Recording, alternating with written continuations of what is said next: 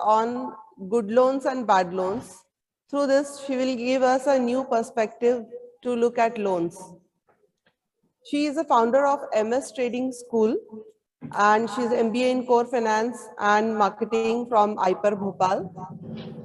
She has also bagged the title of Excelling Educational Guru 2021 from Hindustan Times. After having a successful career of 6 years with different finance companies like Capital Via and Bonanza Portfolio Limited, she started with her own trading school. She is also a financial blogger and an expert in equity research, derivatives, risk management, financial modeling, personal finance, options trading, and trading psychology. So she has a very huge experience in finance portfolio. But apart from her core domain, she is also a philanthropist and a life coach. She is a president of Samriddhi Social Welfare, which is an educational society, and under which she has given free financial literacy to more than 200 people. So we welcome Manjushri ma'am, and I hand over this platform to her to please give us insights on good loans and bad loans. Over to ma'am. Thank you so much, Mili, and thank you so much with the Management Association for giving this opportunity and giving this platform for sharing the third important pillar of financial literacy, which is good loans and bad loans. So we are starting today's session, good loans and bad loan. Before moving to the topic, I would definitely say the two important pillars of financial literacy, which is saving and budgeting. We are not concluding here today because हमारा आज जो main focus रहेगा वो third pillar जो कि हमारा loan management है, उस पे हम आज बात करने वाले हैं.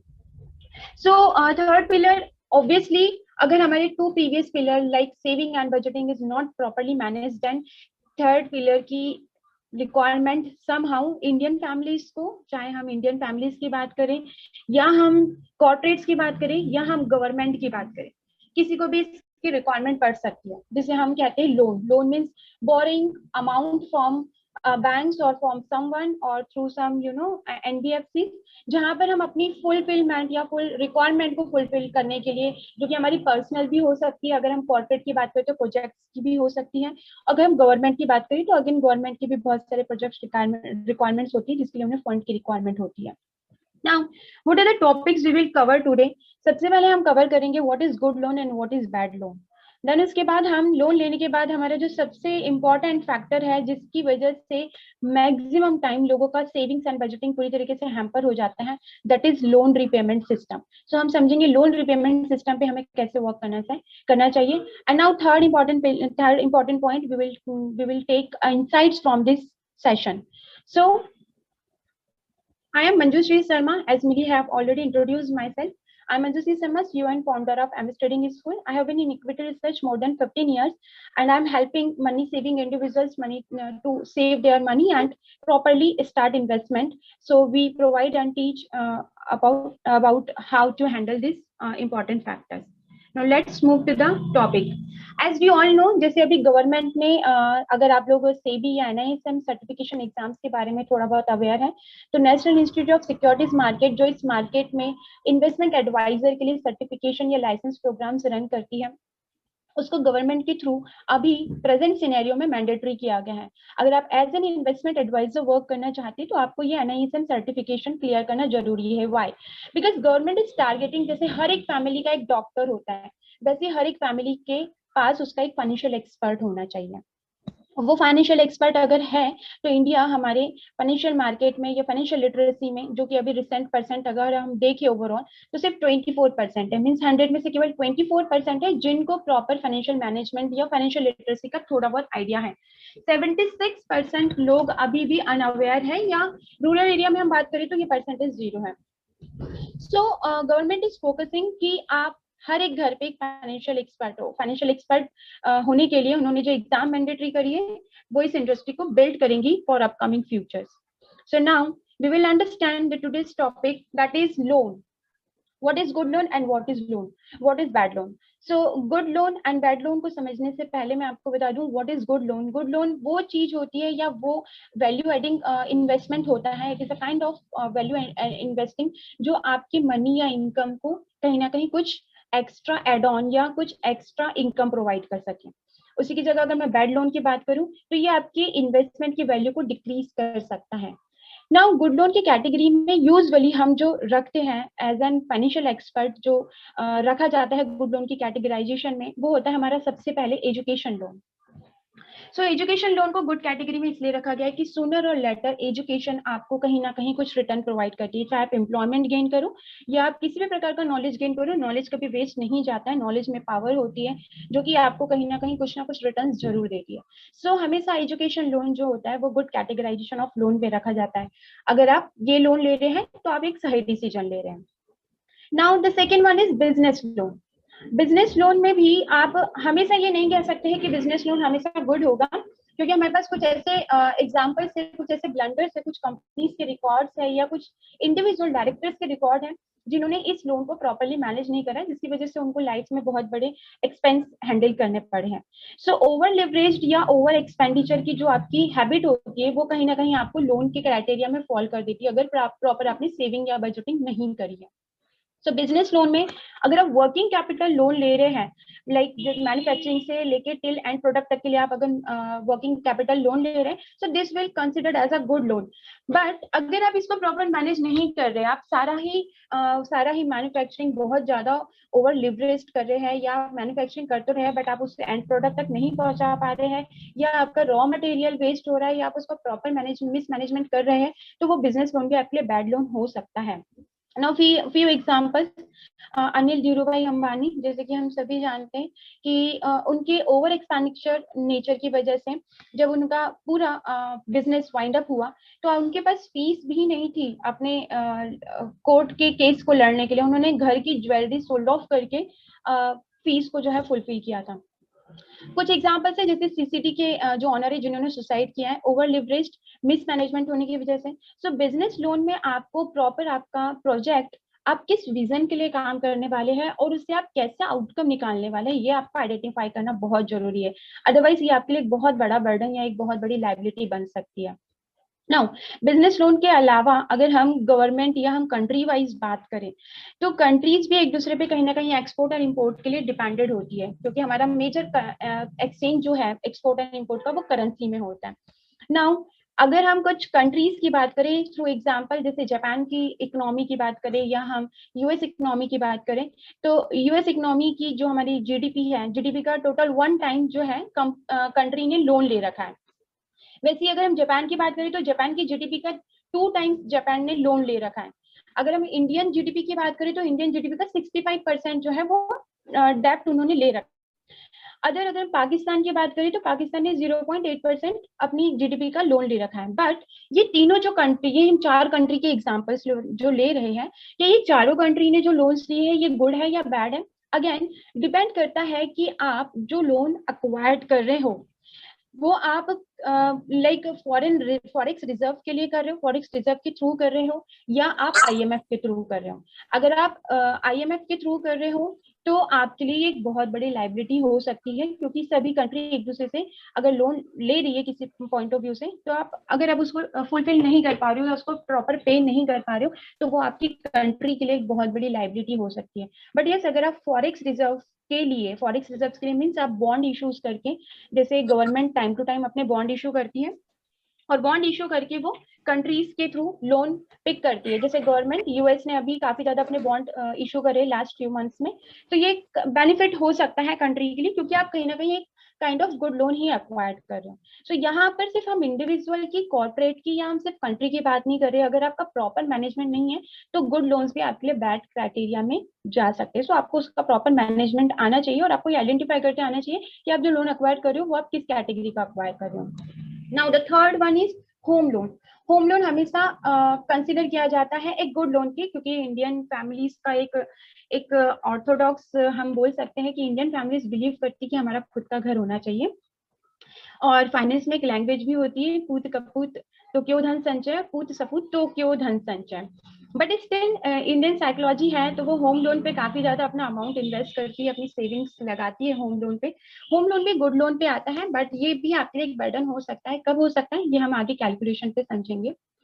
बट होम लोन को फिर भी हम गुड कंसिडरेशन में ही फॉल करते हैं। रीजन, ये एक एप्रिशिएटेड असेट क्लास है। ये इसकी वैल्यू जो होती है ये डेप्रिशिएट नहीं होती है। इन्फ्लेशन बढ़े चाहे महंगाई बढ़े, इनकी वैल्यू जो है वो महंगाई के साथ ही इंक्रीज होती है। और अगर आपने प्रॉपर्टी एक राइट प्लेस पे लिए, राइट एरिया पे लिए, तो डेफिनेटली आपके लिए बहुत अच्छा रिटर्न हो सकती है। क्योंकि होम लोन में आप अपनी प्रॉपर्टी को आइदर रेंटल इनकम के थ्रू और आइदर अगर आपको इमरजेंसी फंड की या फ्यूचर में कभी ऐसे फंड की रिक्वायरमेंट होगी तो आप इसको सोल्ड करके अपनी लाइबिलिटी को सेट ऑफ कर सकते हो। सो सिमिलरली इसको रखा गया गुड लोन्स में, बट ये भी कभी कभी आपके लिए बैड लोन हो सकता है। वो कब हो सकता है हम आगे कैलकुलेशन वाइज समझेंगे।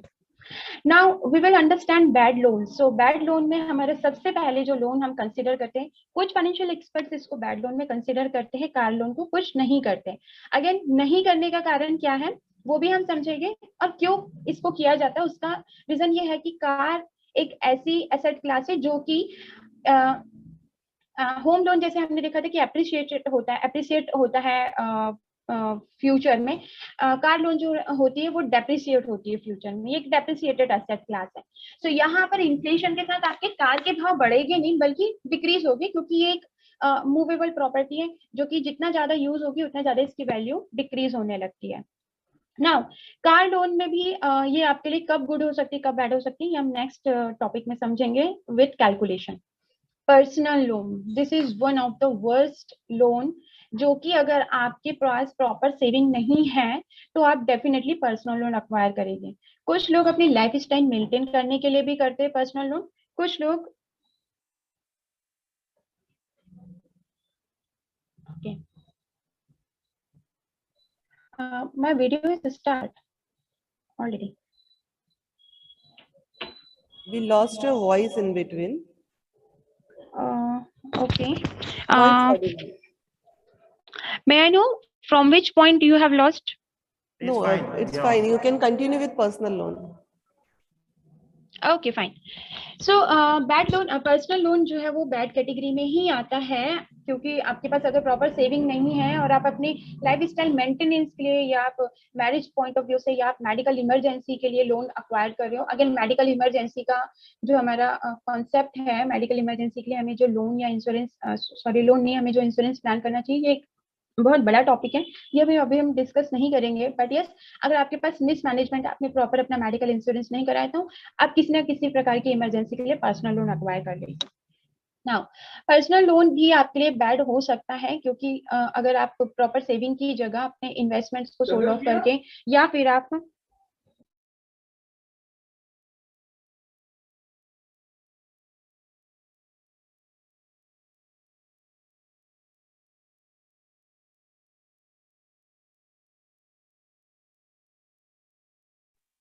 Extremely sorry.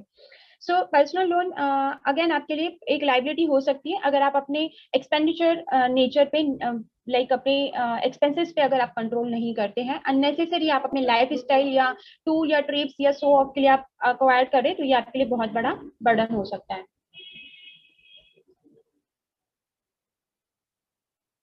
Am I audible properly? Yes, ma'am. Okay. Now the third part is credit card, जो कि आजकल के यूथ को बहुत ज्यादा हैबिट हो गई है और जिसकी वजह से यूथ अर्ली एज पे ये समझ नहीं पाता है कि क्रेडिट कार्ड लेके वो क्या बड़ा ब्लंडर कर रहा है। तो हम ये भी देखेंगे आगे कि क्रेडिट कार्ड आपके सिबिल स्कोर को कैसे इम्पैक्ट कर सकता है, या क्रेडिट कार्ड का मिसयूज आपको किस तरीके से बहुत बड़ी लाइबिलिटी में भी फॉल कर सकता है। सो क्रेडिट कार्ड अगेन आजकल के जो यूथ्स हैं वो अपने छोटे छोटे एक्सपेंसेस के लिए, चाहे वो मूवी टिकट्स हो या उनके शॉपिंग्स हो या उनकी कोई पर्सनल रिक्वायरमेंट्स हो, उसके लिए वो बहुत इजीली क्रेडिट कार्ड यूज करके अपने पेमेंट्स को इमीडिएट डन करते हैं, क्योंकि इम्पेशेंस लेवल बहुत ज्यादा है, खर्चा करने की आदत बहुत ज्यादा है और इम्पेशेंस लेवल बहुत ज्यादा है, वो शो ऑफ पे ज्यादा बिलीव करते हैं। सो क्रेडिट कार्ड भी आपके लिए बहुत बड़ी लाइबिलिटी हो सकता है। कैलकुलेशन वाइज हम आगे इसको समझेंगे। नाउ हमने जैसे अभी देखा कि हम car loan and home loan को good and bad two categorization में रख रहे हैं। सो कार लोन आपके लिए गुड कब हो सकता है? कार लोन को ऑल्दो हमने बैड लोन में कंसिडर किया है क्योंकि एक डेप्रिसिएटेड एसेट क्लास है, बट ये आपके लिए गुड कब हो सकता है, या आप किस तरीके का, ठीक है, आपने अगर आपको करना ही है, फुलफिल ही करना, आप लेना ही चाहते हो कार लोन, तो आप इस रूल को हमेशा फॉलो करें, 24 एंड 10 का रूल। 24 एंड 10 का रूल जो होता है वो ये है कि आप जो भी जिस प्राइस की भी कार परचेस कर रहे हो, मान लो आप 5 लाख की कार परचेस कर रहे हो, तो उसका 20% आपका डाउन पेमेंट होना चाहिए। आप पूरा लोन पे मत उठाइए कार को, 20% आप ट्राई करो कि आप 1 लाख का पेमेंट जो है वो डाउन पेमेंट डन करके उसके बाद आप ईएमआई में कन्वर्जन करवाओ। नाउ ईएमआई कन्वर्जन अगर आप करवा भी रहे हो तो आपका कार लोन का जो ईयर है वो 4 से ज्यादा नहीं होना चाहिए। 4 ईयर से ज्यादा का आपका कार लोन नहीं चलना चाहिए, ये एक स्टैंडर्ड कैलकुलेशन है। And the third one is 10। What is 10? 10% of your monthly income. मान लो आपकी मंथली इनकम 50,000 है, तो 10% मतलब 5,000 के अंदर में ही आपकी ईएमआई का एक्सपेंसेस प्लस आपका इंश्योरेंस एक्सपेंसेस प्लस आपका जो भी मेंटेनेंस कॉस्ट आने वाला है वो इसमें फॉल होना चाहिए। 5,000 से ऊपर मतलब आपकी मंथली इनकम का 10% ही आप कार के लोन पे या उसके एक्सपेंसेस पे खर्च करें। 10% से ज्यादा अगर आपकी ईएमआई का खर्चा बन रहा है आपकी मंथली इनकम का, तो वो अगेन आपके टू अर्लियर पिलर जो सेविंग एंड बजटिंग की हमने बात करें उसको डिस्ट्रॉय करने स्टार्ट कर देंगे धीरे धीरे, और आपको पता भी नहीं चलेगा कि कब आप बड़े बर्डन पे कन्वर्ट हो रहे हैं। सो कार लोन अगेन, अगर आप कार परचेस कर भी रहे हो, आप अगर लाइक कमर्शियल व्हीकल्स अक्वायर्ड कर रहे हो, चाहे आप उसको किसी एम्बुलेंस के फॉर्म में किसी हॉस्पिटल में रख रहे हो रेंट के लिए, या आजकल जैसे जूम कार का भी बहुत ज्यादा ट्रेंड चल गया है, और अगर हम दूसरे एग्जांपल्स देखें, अगर आप एक्सपोर्ट इंपोर्ट के लिए कंट्री वाइज या सॉरी सिटी वाइज आप यूज करो, तो वो भी आपके लिए एक वैल्यूएबल इन्वेस्टमेंट हो सकता है, क्योंकि आप कहीं ना कहीं उसकी वैल्यू तो डेप्रिसिएट होगी, वो तो फॉर श्योर है, वो तो एप्रिसिएट होने नहीं वाली, वो तो डेप्रिसिएट होगी, बट मीनवाइल आप जितना उसमें एक्सपेंस कर रहे हो उससे ज्यादा आप कमा रहे हो, कहीं ना कहीं सेकंड सोर्स ऑफ इनकम उससे जनरेट कर रहे हो। सो बट कैलकुलेशन वाइज ही आपको ये लोन अक्वायर्ड करना है। नाउ द अदर वन जिसको हमने गुड कैटेगरी में रखा है that is a home loan. Yes, home loan आपके लिए गुड हो सकता है, डेफिनेटली ये एक एप्रिशिएटेड एसेट क्लास है तो ये गुड ही होगा, बट ये आपके लिए एक बर्डन हो सकता है अगर आप 3 या 4 मल्टीपल्स में, 3 या 4 मल्टीपल्स ऑफ मतलब आपकी जो भी एनुअल इनकम है उसका 3 टाइम या 4 टाइम के अंडर में, मतलब 10 लाख अगर आपकी monthly income sorry annual income है तो उसका 3 टाइम्स मतलब 30 लाख तक का घर आप परचेज कर सकते हो, 4 टाइम्स मतलब आप 40 लाख तक का घर परचेज कर सकते हो। बट अगर उससे ज्यादा का आप होम लोन प्लान कर रहे हो तो अगेन वो आपकी सेविंग्स या इन्वेस्टमेंट्स को फ्यूचर में लाइक हैम्पर करने वाला है। अब ये हैम्पर कैसे होता है, हम क्यों बार बार वर्ड यूज कर रहे हैं कि ये आपके सेविंग्स को बजटिंग को डिस्ट्रॉय कर सकता है या ये आपके फाइनेंशियल मैनेजमेंट को डिस्टर्ब कर सकता है? सो इसके लिए हम अंडरस्टैंड करेंगे लोन रिपेमेंट सिस्टम।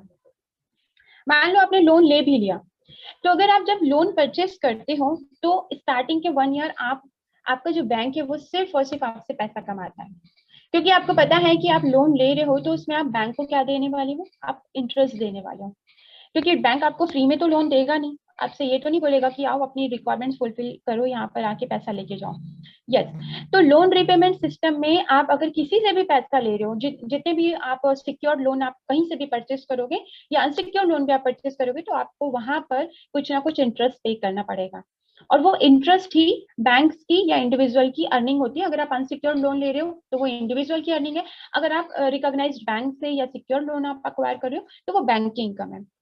ना, बैंक से अगर आप लोन परचेस कर रहे हो तो स्टार्टिंग का जो फर्स्ट ईयर होता है आप उसमें ये ट्राई करो कि फर्स्ट ईयर में आप लोन का जो भी ईएमआई पे कर रहे हो उसको ज्यादा से ज्यादा पे करो। रीजन, अगर हम कैलकुलेशन वाइज समझे तो जब आप स्टार्टिंग में 1 ईयर फर्स्ट ईयर जब आप लोन लेते हो तो आपके इंटरेस्ट का 70%, मैं एक अराउंड फिगर बोल रही हूँ, दिस इज नॉट फिक्स, 70, 80 या 60 भी हो सकता है। सो आपके इंटरेस्ट का एक मेजर पोर्शन जो होता है वो आपके प्रिंसिपल में ऐड ना होके आपके इंटरेस्ट पे कैलकुलेट, आपके इंटरेस्ट पे जाता है। मान लो आप 10,000 10 के आप मंथली पे कर रहे हो तो उसमें से 7 के आपका केवल इंटरेस्ट पे में जा रहा है।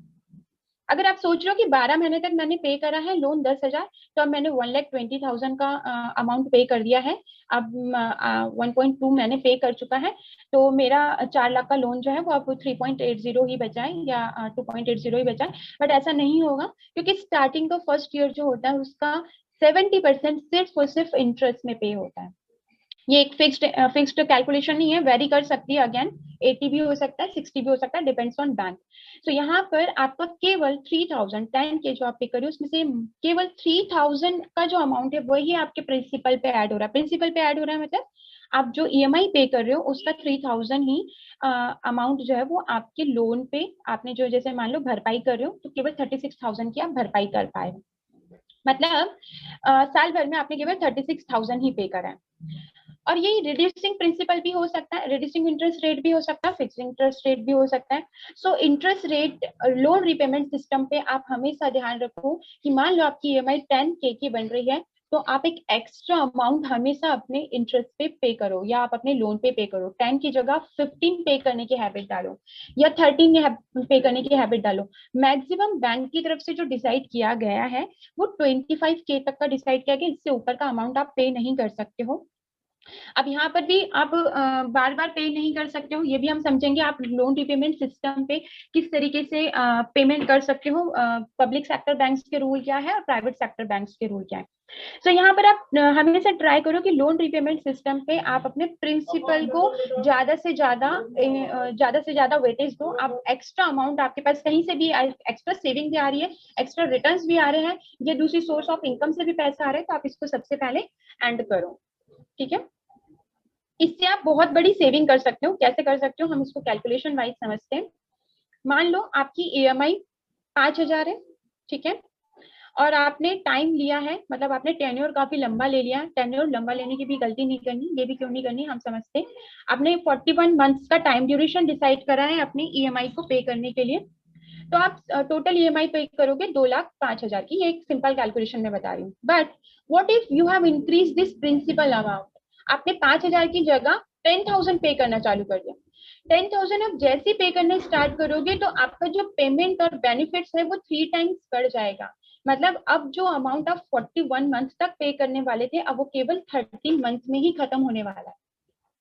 और थर्ड सिनेरियो, अगर आप इस 10 की जगह 20 पे करना, 5 की जगह आप डायरेक्ट 20,000 पे करना स्टार्ट कर देते हो, तो आपको 7 टाइम बेनिफिट्स होगा। 7 टाइम बेनिफिट्स मतलब आपका जो पेमेंट है वो 4 टाइम इंक्रीज हो जाएगा। आपको केवल 6 मंथ में आपका लोन वाइंड अप हो जाएगा। तो आप प्रिंसिपल अमाउंट पे जो ईएमआई आपने स्ट्रक्चर करी है, उस स्ट्रक्चर की जगह आप एक्स्ट्रा अमाउंट पे करना चालू करो, तो आप लोन पे एक बहुत बड़ी सेविंग कर सकते हो। क्योंकि आप एक बहुत बड़ा अमाउंट जो बैंक को पे करने वाले हो, वो अमाउंट आपके लिए एक बहुत बड़ा सेविंग अमाउंट हो सकता है। कैसे हो सकता है इसको हम फिर से समझेंगे एक और एग्जाम्पल के थ्रू। नाउ यहाँ पर हम एग्जाम्पल समझेंगे। सबसे पहले आपको कौन कौन सी 5 जो इंपॉर्टेंट मेजर थिंग्स हैं जो आपको हमेशा लोन लेने से पहले ध्यान रखनी है। एक तो क्या होता है, हमें जब लोन लेनी होती है तो हम इतने ओवर डिप्रेस्ड होते हैं कि हमें पास थिंकिंग या हमें डिसीजन जो पावर होता है वो हमारा थोड़ा स्लो डाउन हो जाता है। ये एक ह्यूमन साइकोलॉजी है। सो आप थोड़ा सा अपने आप को कूल डाउन रखिए, बहुत ज्यादा हड़बड़ी मत मचाइए किसी भी लोन के डिसीजन को, क्योंकि आप ले तो शॉर्ट टर्म डिसीजन रहे हो बट ये लॉन्ग टर्म में आपके पूरे डिसीजन को हैम्पर करने वाला है। सो लोन लेने से पहले आपको 5 मेजर पॉइंट्स जो माइंड में रखने हैं। First is quotation from 10 banks. आप जल्दी मत करिए, आप एटलीस्ट 10 बैंक्स को विजिट करिए। आजकल ऑनलाइन प्लेटफॉर्म अवेलेबल हो गया, 10 बैंक्स की कोटेशन आप कलेक्ट करिए। कोटेशन मतलब आपको ये नहीं करना है कि आपको जाके अपनी फाइल लॉग इन करनी है। कोटेशन मीन्स आपको वहां से ये लेना है इन्फॉर्मेशन कि वो किस इंटरेस्ट में आपको लोन देने वाला है, उसके फोरक्लोजर चार्जेस क्या होने वाले हैं, उसके अदर एक्सपेंसेस जो वो लेने वाला है वो कितने चार्जेस वो लेने वाले हैं, लोन सैंक्शन करने पे कितना अमाउंट वो डिडक्ट करने वाला है। ये कोटेशन आपको लेना है, आपको कंपेयर करना है 10 बैंक्स के बीच में, देन आपको अपना फाइनल डिसीजन करना है।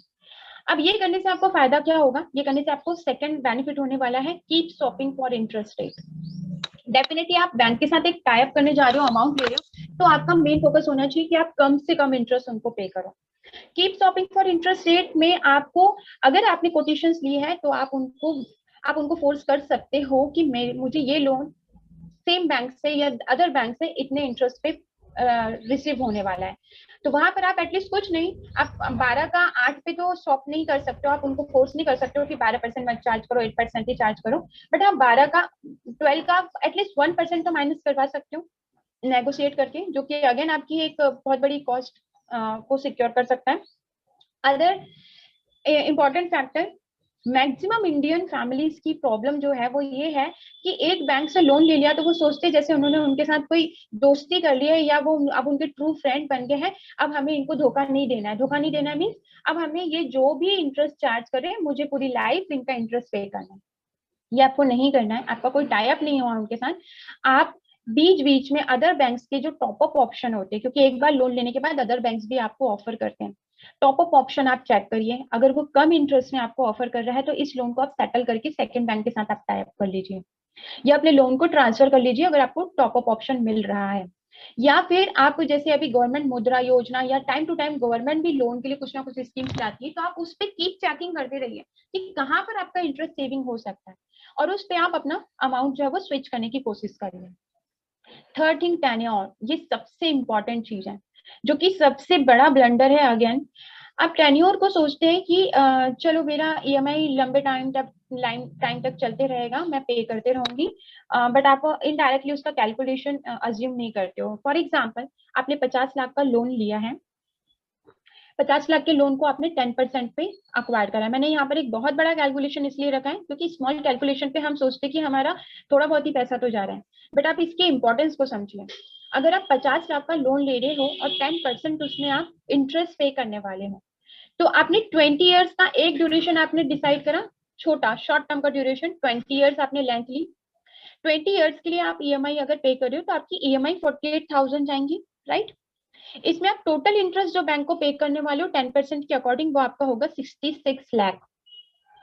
नाउ व्हाट इफ अगर आप ये सोच रहे हो कि मैं 48,000 की ईएमआई नहीं पे करूंगी साल भर में या मंथली, मैं 44,000 का ऑप्शन ले लेती हूँ, क्योंकि जब आप ईएमआई ऑप्शन चूज करते हो तो आपसे टेन्योर एंड ईएमआई ऑप्शन पूछता है। वो आपको बोलेगा 10,000 की ईएमआई पे करना चाहते हो कि 5,000 की करना चाहते हो। अगर आप बोलोगे 10,000 तो आपका टेन्योर 10 ईयर्स कर देगा। आप अगर बोलो सॉरी, वो आपका टेन्योर 5 ईयर कर देगा। अगर आप बोलोगे 5,000 तो आपका टेन्योर 10 ईयर कर देगा। बट ये डिसीजन लेने से आपको क्या लॉस होने वाला है, आपने 48,000 की ईएमआई को 44,000 पे तो कर लिया, 4,000 की आप ईएमआई पे बचत करने की तो कोशिश करो, और ईयर आपने 30 कर दिया, 10 ईयर्स और इंक्रीज कर दिया अपने बर्डन को। सो जो इंटरेस्ट आप 66 लाख का पे करने वाले थे 20 ईयर्स में बैंक को, जो बेनिफिट आपसे मिलने वाला था, अब आप बैंक को बेनिफिट देने वाले हो 1,08,000 और सॉरी 1,08,00,000 का। सो ये एक अगेन बहुत बड़ा अमाउंट आप बैंक को दे रहे हो। अगर हम इसको डिफरेंस देखते तो 42 लाख की जो सेविंग आप कर सकते थे नेक्स्ट 10 ईयर पे, वो अब आप 42 लाख का लॉस बियर करने के लिए रेडी हो चुके हो। ओके, सो ये आपको कभी भी प्लैंटर नहीं करना है, टेन्योर बहुत स्मार्टली डिसाइड करना है, ट्राई करो कि लोन जल्द से जल्द खत्म करो। Now fourth point, don't borrow more than you can repay. ये भी बहुत बड़ी प्रॉब्लम है, अपनी कैपेसिटी से ज्यादा का लोन लेना, अपनी कैपेसिटी से ज्यादा का अमाउंट किसी से उधार लेना। तो यहाँ पर एक सिंपल कैलकुलेशन है, आपकी जो भी मंथली इनकम है उसका 60% पोर्शन ही आप डिसाइड करो कि आप ईएमआई पे पे करोगे। उससे ऊपर का अगर आप अपनी मंथली इनकम का 60% से ज्यादा 70-80% आप ईएमआई पे करने जा रहे हो, तो अगेन आपके सेविंग्स, आपके इन्वेस्टमेंट सब कुछ हैम्पर होने वाले हैं। तो आप उसमें ट्राई करो कि आपका मतलब टोटल ईएमआई अगर 50,000, मंथली इनकम आपका 50,000 है तो उसका 60,000 ही आप ईएमआई प्लान करो। आपके जितने भी लोन है वो 60% पे फॉल होने चाहिए, उससे ज्यादा की आपकी ईएमआई नहीं बननी चाहिए। आप 2-3 लोन भी ले रहे हो तो आपकी मंथली इनकम का 60% ही ईएमआई पे जाना चाहिए। जहां आपने 70-80% इसका रेशो इंक्रीज करा, वहां आप मान के चलो कि आप बहुत बड़ी अगेन फाइनेंशियल मिसमैनेजमेंट पे फॉल करने वाले हो। Now fifth thing, ensure timely and regular repayment, जिसको समटाइम्स हम अवॉइड कर देते हैं। इनसफिशिएंट फंड रख के लोन तो ले लिया जल्दी जल्दी में, बट ये नहीं पता था कि हम लोन को पे कैसे करेंगे, या हमारे पास कोई फिक्स सोर्स ऑफ इनकम नहीं था और हमने वहां पर मिसमैनेजमेंट करना स्टार्ट कर दिया, ईएमआई बाउंस करने स्टार्ट कर दी, या हमने इरेगुलर पेमेंट स्टार्ट कर दी। तो ये आपकी सिबिल को हैम्पर करेगा। सिबिल मीन्स, पहले आपने देखा होगा कि पहले के टाइम पे जब लोन लेते थे तो बैंक के सामने लिस्ट लगा दी जाती थी फ्रॉडर्स की, जो लोन नहीं पे करते थे या बैकआउट कर जाते थे उनकी फ्रॉडर्स की लिस्ट लग जाती थी। बट अभी बैकआउट करना इतना इजी नहीं, क्योंकि अब सिविल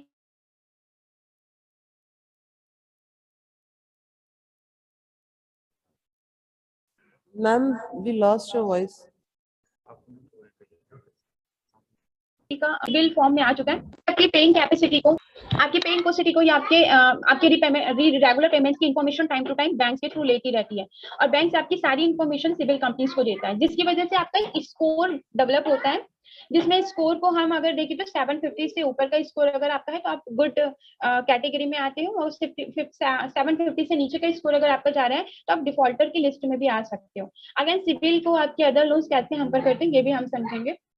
तो यहाँ पर आपको हमेशा ध्यान रखना है कि आपको अपने जितने भी पेमेंट्स हैं उनको रेगुलर मेंटेन करने हैं, आपको उस पर बैकआउट नहीं करने, ताकि आप अपना स्कोर, अपनी प्रोफाइल क्लियर रख सको। क्योंकि मान लो आप एक गुड पेयर है भी और आपने थोड़े बहुत भी बाउंसिंग करे हैं, तो इन फ्यूचर आपको अगर रियल में किसी लोन की रिक्वायरमेंट, क्योंकि फ्यूचर इज अनसर्टेन, हमें कब किस पर्टिकुलर रिक्वायरमेंट के लिए लोन की जरूरत पड़ जाए हम नहीं जानते, तो अगर हमने अपना सिविल खराब करा है तो हमें हो भी सकता है कि हमें लोन ही ना मिले, ठीक है, जिससे भी माल्या जी देश से भागे हुए हैं, तो हमें ऐसे कैटेगरी में नहीं फॉल करना है। नाउ कौन कौन से अदर पॉइंट्स हैं जो आपको माइंड पे रखने हैं बिफोर अक्वायरिंग अ लोन। सो सबसे पहले लोन लेने से पहले आप अपने इशूअर को, जो भी आपको लोन प्रोवाइड कर रहा है, उससे आप सबसे इंपॉर्टेंट पॉइंट पूछिए कि आपको ये लोन आरपीएलआर पे मिल रहा है या एमसीएलआर पे मिल रहा है। आरपीएलआर मतलब रिटेल प्राइम लैंडिंग रेट पे आपको मिलने वाला है, या मार्जिनल कॉस्ट लैंडिंग रेट पे आपको मिलने वाला है। मार्जिनल कॉस्ट लैंडिंग रेट जो होता है वो आप अगर आप डायरेक्ट बैंक से ले रहे हो, ठीक है, डायरेक्ट पेरेंट बैंक से ना लेते हो, आप डायरेक्ट बैंक से ले रहे हो, तो आपको यहाँ पर एमसीएलआर के थ्रू लोन जो मिलेगा उसकी इंटरेस्ट जो रहती है वो यूजुअली कम होती है comparatively retail prime landing rate के अगेंस्ट। रीजन, क्योंकि जब रिटेल प्राइम लैंडिंग रेट, मान लो एचडीएफसी बैंक हमारा मेजर बैंक है और एचडीएफसी लिमिटेड उसकी पेरेंट बैंक है, तो अगर आप एचडीएफसी बैंक से डायरेक्ट लोन लेते हो तो आपको थोड़ा कम पड़ेगा, बट अगर आप एचडीएफसी लिमिटेड से लेते हो या किसी अदर एनबीएफसी से लेते हो तो आपको वो लोन कॉस्टली पड़ सकता है। उसका रीजन ये होता है कि यहाँ पर बैंक आपको लोन देने के लिए अपने पेरेंट बैंक से या किसी अदर बैंक से लोन अक्वायर करती है, तो ऑब्वियसली वो बैंक उनसे जो चार्ज करेगा उसके थोड़े से और ज्यादा चार्जेस वो आपसे लेंगे, क्योंकि उन्हें भी आगे पे करना है। तो यहाँ पर आपको सबसे इंपॉर्टेंट चीज ये जो पूछनी है, जो कि हम यूजुअली नहीं पूछते। सेकेंड चीज, फोरक्लोजर चार्जेस। हम लेते समय तो बहुत तेजी में रहते, बट क्लोजिंग के टाइम पे अगर मान लो मेरे पास लमसम अमाउंट आ गया है और मैं अब अपना इंटरेस्ट नहीं पे करना चाहती हूँ, मैं टाइम पे इसको क्लोज करना चाहती हूँ, तो मुझे फोरक्लोजर चार्जेस पता करने जरूरी है। फोरक्लोजर चार्जेस यूजुअली 2 से 3% के होते हैं अगर आप अच्छी बैंक से ले रहे हो, बट कुछ एनबीएफसी इसमें 8% 10% भी चार्ज कर लेता है, इसलिए आपको फोरक्लोजर चार्जेस पहले पता करने हैं कि मैं अगर अर्लियर पे कर देती हूँ या फोरक्लोज करना चाहती हूँ अपने लोन को तो मुझे कितने चार्जेस पे करने पड़ेंगे। यहाँ पर भी आप एक कॉस्ट सेविंग कर सकते हो। Third thing, 2-3 bouncing. अगर आपका 2-3 बाउंसिंग हो रहा है, आपकी ईएमआई अगर 2-3 टाइम्स बाउंस हो गई, मैक्सिमम 3 टाइम्स से ज्यादा अगर बाउंस हो गई तो आप एनपीए की कैटेगरी में आ सकते हो। तो आपको यहाँ पर बाउंस पे ध्यान रखना है कि आप अपनी कोई भी ईएमआई बाउंस ना करो। अगर आप नहीं पे कर सकते हो तो डेफिनेटली लोन मत लो, बट आप इस तरीके की एक्टिविटी करके अपने आप को फ्रॉड की कैटेगरी में मत फॉल करिए। Fourth, repayment method. हम ऑलरेडी डिटेल में अर्लियर जो है समझ चुके हैं। रीपेमेंट मेथड में हमने देखा है कैसे हमें 70-30 के रेशो को इंक्रीज करना है, कैसे हमें प्रिंसिपल अमाउंट पे फोकस करना है, ज्यादा से ज्यादा एक्स्ट्रा अमाउंट हमें अपने ईएमआई पे करना है। तो यहाँ पर अगर आप रीपेमेंट मेथड यूज करना चाहते हो तो रीपेमेंट मेथड यूज करने के लिए आपको अपने लोन अपने बैंक से जो है वो डिस्कस करना है। जो यूजुअली पब्लिक सेक्टर बैंक्स होती है, ये आपको रिटर्न रिक्वेस्ट आप इनको डाल सकते हो कि मुझे एक्स्ट्रा अमाउंट अपने लोन पे करना है। रिटर्न रिक्वेस्ट के थ्रू वो इसको अप्रूव कर सकती है या आपको ऑप्शन प्रोवाइड कर सकती है। अदर देन जो प्राइवेट बैंक्स हैं, ये आपको अलाउ करती है कि आपके अमाउंट का 40-50% आप एक साथ लमसम पे कर दो। अब बार बार हर महीने जाके ये नहीं बोल सकते कि आज मेरे पास 1000 रुपए ज्यादा आ गए हैं तो मैं अपनी प्रिंसिपल में ऐड करना चाहती हूँ, या मेरे पास आज 5000 ज्यादा आ गए तो मैं प्रिंसिपल पे ऐड करना चाहती हूँ। नो, इस तरीके से आपके साथ नहीं कर सकते हो, बैंक आपको बार बार इंटरटेन नहीं करेगा। इसलिए आपको ट्राई करना है कि आप या तो लमसम थर्ड या फोर्थ मंथ पे एक लमसम अमाउंट इकट्ठा करके 40-50% जो भी लोन का अमाउंट है वो आप डायरेक्ट अपने प्रिंसिपल पे ऐड करवा दो। या फिर आपके पास एक और ऑप्शन होता है एनईएफटी। आप एनईएफटी के थ्रू भी अपने अकाउंट में फंड ट्रांसफर कर सकते हो। लोन अकाउंट में आपको बैंक जो है वो एक लोन अकाउंट नंबर देता है, एनईएफटी के थ्रू आप उसको ट्रांसफर कर सकते हो। सो यहाँ पर बहुत सारे बैंक्स भी वो फर्स्ट ईयर में ट्राई करते हैं कि आप प्रिंसिपल अमाउंट पे डायरेक्ट कर सको या ना कर सको, इसका सिस्टम वो प्रोवाइड नहीं करते, क्योंकि उनकी उसमें ही फर्स्ट ईयर में ही सबसे ज्यादा कमाई होती है, सबसे ज्यादा इंटरेस्ट पे ही वो फर्स्ट ईयर पे कमाते हैं। उसके बाद धीरे धीरे रिड्यूसिंग होने लगता है कि उनकी इंटरेस्ट, ऑल्दो उनकी इंटरेस्ट तो कांस्टेंट बनी रहती है, बट फर्स्ट ईयर में वो जितना आपसे कमाते हैं उतना वो सेकंड थर्ड में नहीं अर्न कर पाते, क्योंकि रिड्यूसिंग पे पहुंच जाता है आपका interest rate. Now fifth one is article. Rural area के मैक्सिमम लोग जो मिसगाइड होते हैं, रूरल एरिया का प्रॉब्लम होता है कि हमारा जो इंडिया है वो एक हिंदी लैंग्वेज का एरिया है, जहां पर हमारी हिंदी ही हमारी मातृभाषा है। तो यहाँ पर आर्टिकल जो है वो इंग्लिश में इंटेंशनली प्रिपेयर्ड किए जाते हैं और एक हायर लैंग्वेज में प्रिपेयर्ड किए जाते हैं, ताकि एक नॉर्मल लेमैन उसको उतना डेप्थ में ना समझ सके। यूजुअली लोन लेने से पहले आपको आर्टिकल को प्रॉपर रीड करना है, आपको 2-3 घंटा लग सकता है, बट आप डेफिनेटली अगर 3 साल 10 साल या 5 साल के लिए कोई डिसीजन लेने जा रहे हो तो एक 3 आवर्स का इन्वेस्टमेंट, टाइम का इन्वेस्टमेंट आपके लिए एक बैड डिसीजन नहीं होगा। 3 आवर्स में आप एटलीस्ट उस आर्टिकल को प्रॉपर रीड करें, क्योंकि आर्टिकल में टर्म्स एंड कंडीशंस क्लियर लिखी होती है, what they are going to charge you, what they are charging on reducing interest rate or on fixed interest rate, all the neat and clean points will be over there। जिस पे अगर fault करता है या backout करती भी bank, तो आप उस पर क्लेम भी कर सकते हो। तो आर्टिकल को आपको प्रॉपरली रीड करना है, ठीक है। नाउ 6 वन इज, जो हमने सिबिल की बात करी, तो सिबिल हमने क्रेडिट कार्ड पे हमने एक बात करी थी कि ये यूथ को बहुत बुरी तरीके से डिस्ट्रॉय कर सकता है। क्यों कर सकता है? क्योंकि यूथ के पास अगर अर्निंग नहीं है और वो क्रेडिट कार्ड के थ्रू अपनी रिक्वायरमेंट या अपनी विलिंग्स को फुलफिल कर रहा है, और अगर उसने टाइमली पेमेंट नहीं करे, तो जहां हमारा सिबिल दूसरे लोन के थ्रू 5% या 10% डाउन जाता है अगर हमने EMI बाउंस करी है, तो वहीं क्रेडिट कार्ड के पेमेंट को बाउंस करने पे आपका सिबिल डायरेक्ट 30% तक डाउन जा सकता है, जो कि एक बहुत बड़ा नंबर है। तो आपको अपने क्रेडिट कार्ड का मिसयूज नहीं करना है। और एक और चीज आप ट्राई करें कि क्रेडिट कार्ड का केवल 30% या 20% ही अमाउंट आप यूज करें, 100% अमाउंट आप कभी यूज ना करें। ये भी इंफॉर्मेशन सिबिल के पास जाती है कि आप एक ओवर एक्सपेंडिचर बिहेवियर के पर्सन हो, आपको ओवर लिवरेज लेने की आदत है, और अगर आपने बहुत सारे लोन लिए हैं तो आपको लोन लेने की आदत है, ये भी इंफॉर्मेशन सिबिल के पास होती है। तो ये एक बहुत अच्छा इम्पैक्ट नहीं डालता है आपकी ओवरऑल प्रोफाइल में। Now 7 one, down payments. अगर आप प्लॉट लोन, जैसे हमने होम लोन की बात करें, होम लोन पे डाउन पेमेंट आप अपनी बिलिंग के अकॉर्डिंग कर सकते हो। प्लॉट लोन पे आपको एक बेनिफिट प्रोवाइड करता है बैंक कि आप 25 से 30% का प्लॉट लोन पे डाउन पेमेंट कर सकते हो। इसको आप इंक्रीज भी कर सकते हो, बट ये फैसिलिटी आपके पास है तो डेफिनेटली आप इसको अवेल करिए। नाउ अदर पॉइंट्स जो आपको रखने हैं अपने माइंड पे, लिस्ट यूर डेब्ट। अगर आपकी बहुत ज्यादा लोन लेने की आदत, पर्सनल भी ले रखा है, बिजनेस भी ले रखा है, क्रेडिट कार्ड्स भी ले रखे हैं, एजुकेशन भी ले रखा है, बहुत सारी लाइबिलिटीज आपने टेक ओवर कर रखी है, तो आप सबसे पहले लिस्ट आउट कर लीजिए सारे लोन्स को। लिस्ट आउट करके वहां पर ये देखिए कि सबसे बड़ा इंटरेस्ट आप किस लोन पे कर रहे हैं। जिस भी लोन पे आप सबसे ज्यादा इंटरेस्ट पे कर रहे हो उस लोन को सबसे पहले खत्म करिए। मान लो अगर आप मैरिड हो, आपके स्पाउस अगर अर्न करते हैं, तो आप ट्राई करो कि एक की इनकम को सेविंग में डालो, एक की इनकम से पूरे लोन जल्दी जल्दी आप खत्म कर दो, क्योंकि आप कहीं ना कहीं एक बहुत बड़ी सेविंग ही कर रहे हैं इनडायरेक्टली। तो पहले लिस्ट कर लीजिए अपने सारे डेब्ट को, जो सबसे महंगा लोन है, जो सबसे ज्यादा इंटरेस्ट कॉस्ट कर रहा है, उसको सबसे पहले खत्म करिए। सेकेंड, पे loans with second income. Yes, जैसे अभी मैंने आपको शेयर किया स्पाउस के थ्रू, अगर आप मैरिड नहीं है तो आप ऑलवेज ट्राई करें कि आप सेकेंड सोर्स ऑफ इनकम भी रखें। जैसे कि हमारे फाइनेंशियल फील्ड में कहा जाता है, कभी भी एक सोर्स ऑफ इनकम पे आपको डिपेंडेंट नहीं होना चाहिए, आपके मल्टीपल सोर्स ऑफ इनकम होने चाहिए। और कई बार हमें लोगों को लगता है कि वो इतने मोनोटोनियस होते हैं, उन्हें लगता है कि वो नहीं, वो इसी काम के लिए पैदा हुए हैं और वो उसी काम को पूरी लाइफ करते रहते हैं। तो आप अगर अपने थोड़े से माइंड को ओपन करेंगे, थोड़ा अपना विंग्स स्प्रेड करेंगे, तो आप समझ सकते हो कि ऐसे बहुत सारे छोटे छोटे बिजनेसेस है जिसमें आप पार्टिसिपेट करके या उस बिजनेस के ऑनर बन के या आप उसके पार्टनर बन के भी आप second source of income earn कर सकते हो। तो अपनी सेकेंड सोर्स ऑफ इनकम से अपने लोन्स को पूरा खत्म करने की हैबिट बनाइए। Now pray incremental and gay exponential. ये जैसे हमने प्रिंसिपल अमाउंट को इंक्रीज करने की बात करी है, तो आप जितना ज्यादा इंक्रीमेंट करेंगे उतना ज्यादा आपका गेन होगा। तो आप इस मेथड को हमेशा अपने माइंड पे रखिए।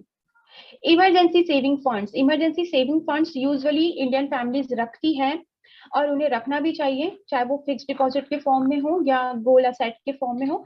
बट इमरजेंसी सेविंग फंड्स को आप ये मत करिए कि आपकी लाइबिलिटी आप इतना मिसमैनेजमेंट कर लिया है आपने अपनी लाइबिलिटी को कि आप अपनी सेविंग्स या इमरजेंसी फंड को उसको पे ऑफ करने में यूज करें।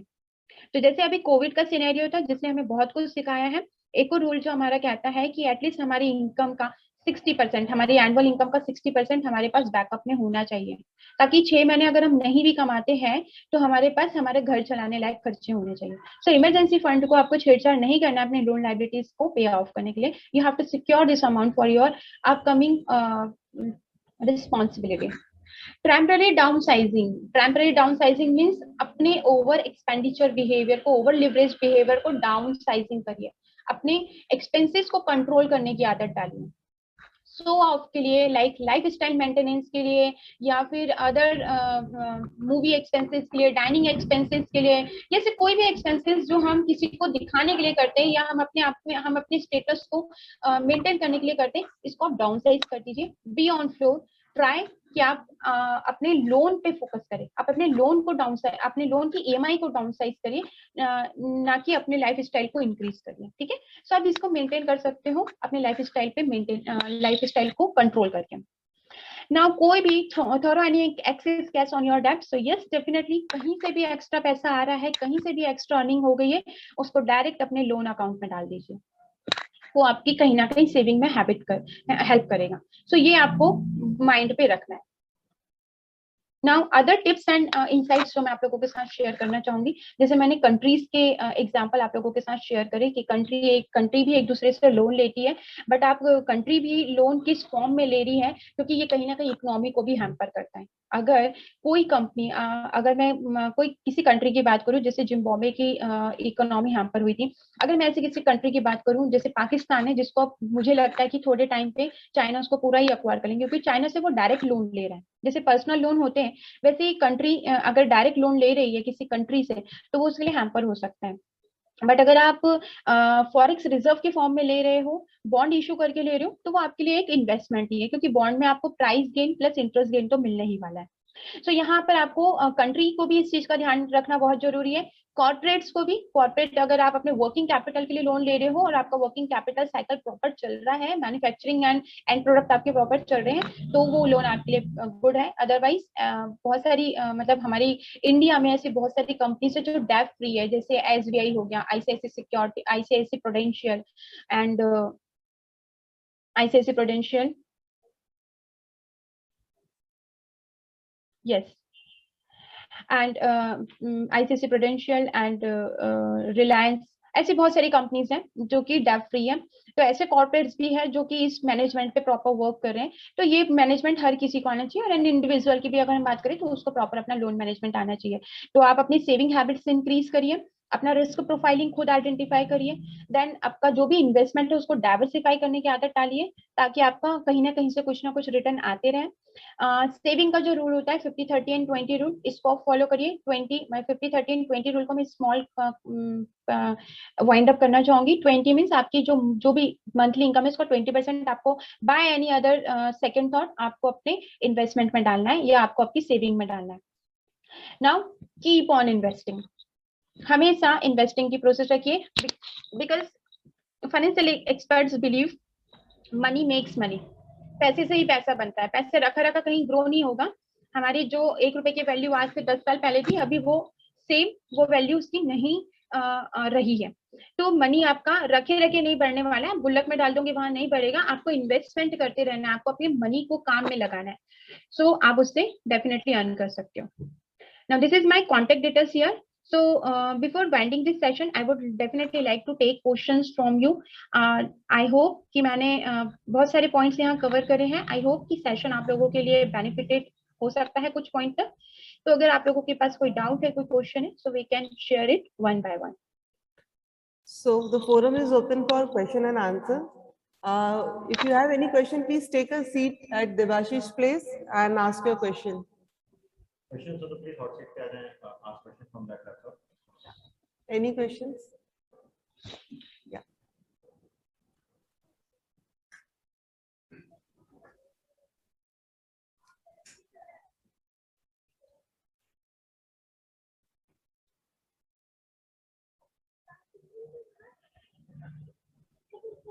हेलो मैडम, मेरे को एक क्वेश्चन ऐसा है,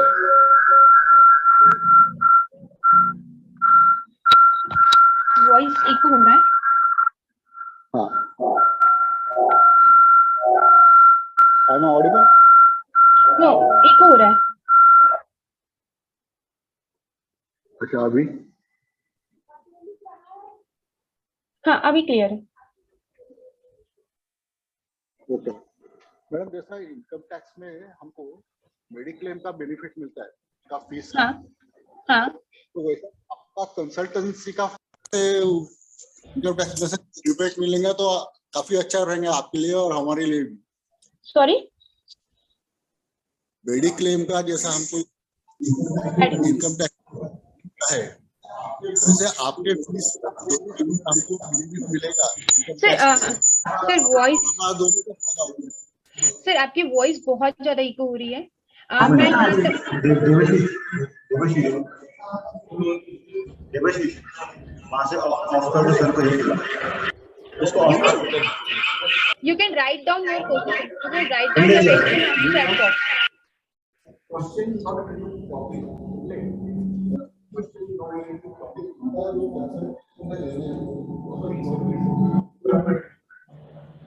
नहीं, क्वेश्चन टॉपिक I think बहुत सारे माइक्स ओपन है इसलिए। 20 का बताया, 50 का नहीं बताया लास्ट में। 50-30 उनको रिपीट कर देंगे। Ma'am, can you hear me?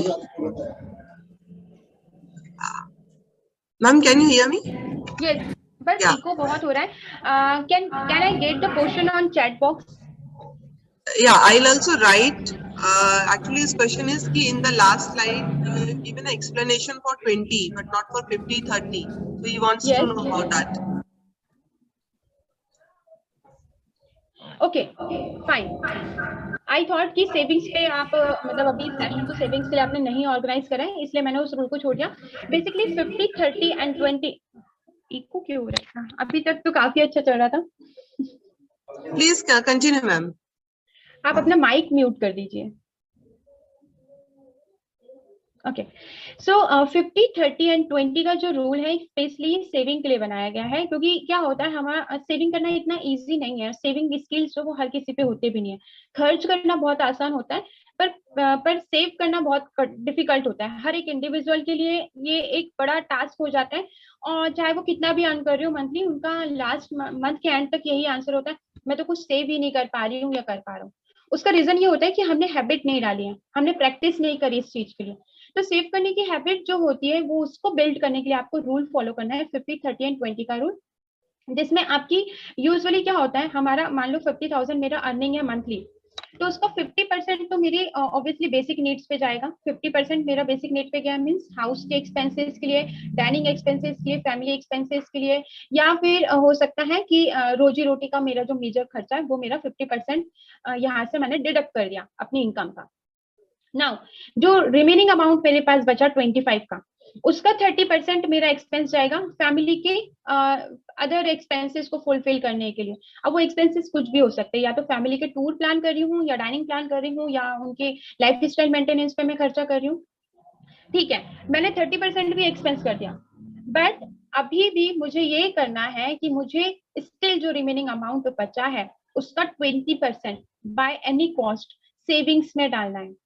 और अगर आप इतना बड़ा रूल नहीं याद रख सकते हो, तो आप इतना सिंपली याद रखो कि 50,000 अगर आप मंथली कमा रहे हो, या आपकी जो भी मंथली इनकम है, उसका 20% by any other second thought आप डायरेक्ट इन्वेस्टमेंट पे या डायरेक्ट सेविंग पे डालो। ये आपको रूल अपने माइंड पे रखना है, क्योंकि वो अगर आपने वहां पर सेविंग्स पे डाल दिया, उसके बाद आपके जो बेसिक खर्चे थे रोटी और लिविंग के और आपके अदर फूड कॉस्ट जो थी, उसके बाद कुछ बच रहा है तो खर्च करो। ये मत करो कि पहले खर्च कर दिया और उसके बाद अब डिसाइड कर रहे हैं कि अब मैं कितना सेव करूं इसमें से। तो 20% हमेशा माइंड पे रखिए, जो भी मंथली इनकम है उसका 20% डायरेक्ट आप सेविंग पे डाल दीजिए। आपको इनिशियली बहुत छोटा लगेगा ये अमाउंट कि 6,000 की मैं सेविंग कर रहा हूँ, या 2,000 की मैं सेविंग कर रहा हूँ, 1,000 की मैं सेविंग कर रहा हूँ, but you will understand the benefit of compounding. जैसे जैसे आप कंपाउंड करोगे ये अमाउंट एक बड़ा अमाउंट हो जाएगा आपके लिए। तो आपको कंपाउंडिंग पे रखने के लिए या कंपाउंडिंग बेनिफिट लेने के लिए आपको हर मंथ आपकी सेविंग, आपके इनकम का 20% सेव करना ही है। Any other second thought? Okay, so this is what the saving rule. जो जैसे कि हमने आज के सेशन में 2 important pillar saving and budgeting नहीं डिस्कस करे हैं, कभी अगर हमें चांस मिलता है तो हम इस पे भी एक लाइट देना चाहेंगे ब्रीफ में। सो यहाँ पर आपको ये रूल फॉलो करना है ताकि आप थर्ड पिलर पे, जो कि आपका लोन या रीपेमेंट सिस्टम है या लोन मैनेजमेंट है, इसको भी आप प्रॉपर मैनेज कर सको। Okay, I hope it is clear now for all of you. Any other questions from any audience? I have received one. What should be the foreclosure of loan? For example, car loan home. Okay, the foreclosure loan की जो hierarchy होती है, यहाँ पर exactly first year तक maximum bank आपको allow नहीं करती, क्योंकि फर्स्ट ईयर उनको अर्न करना होता है आपसे। फर्स्ट ईयर तक वो आपको अलाउ नहीं करेंगे कि आप फोरक्लोज करो, आपके पास भले ही कितना अमाउंट आ गया हो। बट सेकेंड या थर्ड ईयर पे कुछ बैंक जो है वो आपको फोरक्लोजर करने के लिए अपॉर्चुनिटी दे देते हैं। नाउ फोरक्लोजर करने के लिए ही हमने डिस्कस किया था कि फोरक्लोजर हम कभी भी करना चाहे हम कर सकते हैं, बट हमें पहले ही लोन लेते टाइम में ही हमें डिस्कस करना है बैंक से कि फोरक्लोजर चार्जेस मुझे कितने लगेंगे। मान लो आपने 1 लाख का लोन लिया और उसको आप फोरक्लोज करना चाहते हो, अगर उसका 8% को क्लोजिंग चार्जेस ले रहा है, मतलब आप पहले क्लोज करते हो तो आप 1 लाख का लोन अगर पे करने जा रहे हो तो आपको 1,08,000 पे करना पड़ेगा, उसमें 8,000 आपका फोरक्लोज चार्जेस लग जाएगा। कुछ बैंक इसको मिनिमम चार्ज करते हैं 2 से 3%, मतलब 2 या 3,000 ही आपको एक्स्ट्रा पे करना पड़ेगा। उसका रीजन है क्योंकि बैंक अब सेकेंड ईयर आपसे इंटरेस्ट कमा नहीं पाएगा ना, क्योंकि आप उनके बैंक के लोन को ही खत्म कर रहे हो, तो वहां पर वो आपसे फोरक्लोजर चार्जेस लेते हैं। सो कार लोन हो, होम लोन हो, पर्सनल लोन हो, ये सभी अलग अलग टाइप के लोन है, इनकी सभी के अलग अलग क्राइटेरिया होते हैं। तो यहाँ पर सभी बैंक्स के रूल अलग होते हैं।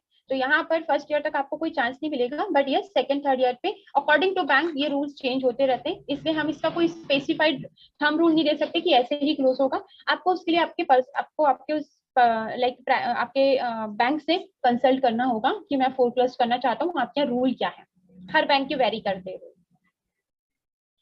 Ma'am, due to time constraint, we'll take one last question, please.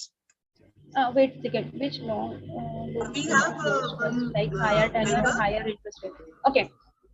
I have to receive one more question. Which loan should be closed first, like higher tenure or higher interest rate? So definitely अभी just हमने एक example के through समझा था कि जिसमें मैंने 44,000 की EMI के लिए अपने टेन्योर को इंक्रीज करा था। यहाँ पर देखिए, यहाँ पर आप इससे कंपेयर नहीं कर सकते हो कि इंटरेस्ट में किसमें पे कर रहा हूँ या टेन्योर मेरा किसका ज्यादा है। डेफिनेटली टेन्योर जिसका ज्यादा है आप उसमें इनडायरेक्टली इंटरेस्ट ज्यादा पे कर रहे हो। तो जिसका टेन्योर आपने ज्यादा रखा है और जिसमें आप इंटरेस्ट भी ज्यादा पे कर रहे हो, अगेन देखिए एजुकेशन लोन आपका 5 साल के लिए हो सकता है, पर्सनल लोन भी आपका 5 साल के लिए हो सकता है। बट एजुकेशन लोन पे आप इंटरेस्ट पे कर रहे हो 10% का, बट पर्सनल लोन पे आप इंटरेस्ट पे कर रहे हो 20% का। तो यहाँ पर आपको पहले आपका पर्सनल लोन क्लोज करना है। बट यही अगर मैं सिनेरियो चेंज करती हूँ, होम लोन आप ले रहे हो 8% पे, एजुकेशन लोन ले रहे हो आप 10% पे, दोनों का टेन्योर 5 ईयर है, तो यहाँ पर आपको एजुकेशन लोन पहले क्लोज करना है क्योंकि आप यहाँ पर 10% इंटरेस्ट पे कर रहे हैं। नाउ थर्ड सिनेरियो, अगर मेरा एजुकेशन लोन 10 ईयर्स का है बट इंटरेस्ट में पे कर रही हूँ 5%, और मेरा पर्सनल लोन 5 साल का है बट इंटरेस्ट में पे कर रही हूँ 20%, सो डेफिनेटली यहाँ पर टेन्योर और इंटरेस्ट दोनों ही आप हाई पे कर रहे हो, तो आपको इस कैलकुलेशन को ध्यान में रखते हुए आपके लोन को क्लोज करना है। Yes, any other question? We would like to stop. If anyone has any question, so madam has given her personal credentials, contact details with us. Please drop a message to her at her LinkedIn profile. I'll suggest that. We are running short of time. We have another speaker lined up with us at the hall. Yeah. So here is my information on